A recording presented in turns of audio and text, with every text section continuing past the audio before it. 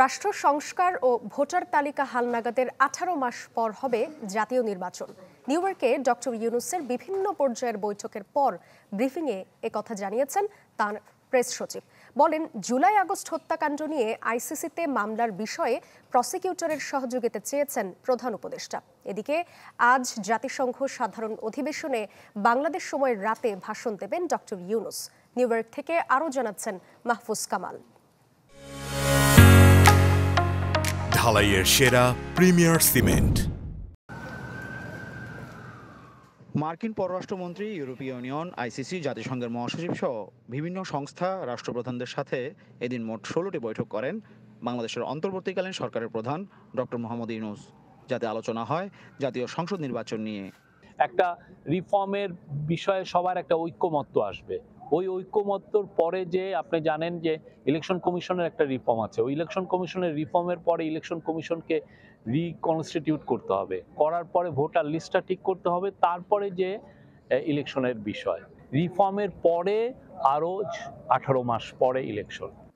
আন্তর্জাতিক অপরাধ আদালতের প্রসিকিউটর করিম খানের সাথে বৈঠকে জুলাই আগস্টে বাংলাদেশের গণহত্যা নিয়ে আইসিসিতে মামলা করা যায় কিনা তা জানতে চান প্রধান উপদেষ্টা। এই আইসিসি প্রসিকিউটর আপনি জানেন যে রোহিঙ্গাদের উপরে যেই নির্মম জেনোসাইড হয়েছে, যেটা নিয়ে ইনভেস্টিগেশন হচ্ছে, জেনোসাইডের নিয়ে যে ইনভেস্টিগেশন, সেটা নিয়ে ওনারা কাজ করছেন।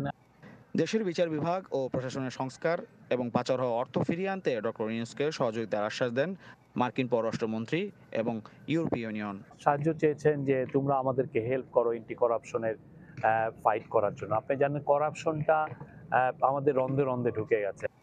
বাংলাদেশ সেনাবাহিনীর প্রশংসা ও রোহিঙ্গা ইস্যুতে সন্তুষ্টি প্রকাশ করেন জাতিসংঘের মহাসচিব। পারদের অনেক প্রশংসা করেছেন। উনি বলেছেন তারা ভেরি ইম্পর্টেন্ট ইউএনের জন্য। তারপরে বাংলাদেশের সাথে বিভিন্ন ইস্যুতে তারা সাহায্য করতে চায় এবং ওরা রোহিঙ্গা ইস্যুতে আপনারা জানেন ইউএনের বড় একটা রোল আছে। ইউএস বাংলাদেশ বিজনেস কাউন্সিলের বৈঠকে প্রধান উপদেষ্টা বলেন, ব্যবসার পরিবেশ ও শ্রম অধিকার নিশ্চিত করা হবে। ব্যবসায়ীদের বাংলাদেশে বিনিয়োগের আহ্বান জানান তিনি। ব্যবসায়ীদেরকে যে গ্লোবাল যারা ইনভেস্টর, টপ ইনভেস্টরদেরকে স্যারের একটাই মেসেজ যে we are open for business. Bangladesh has returned.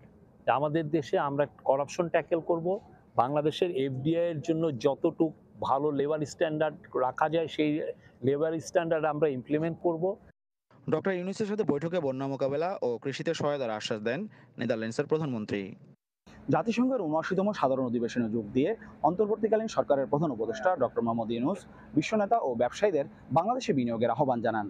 পাশাপাশি জাতিসংঘের সাধারণ অধিবেশনের ভাষণে নতুন বাংলাদেশ নির্মাণে কি থাকছে তা দেখার অপেক্ষায় পুরো বিশ্ব। Mahfuz Kamal, channel 24, new York, যুক্তরাষ্ট্র।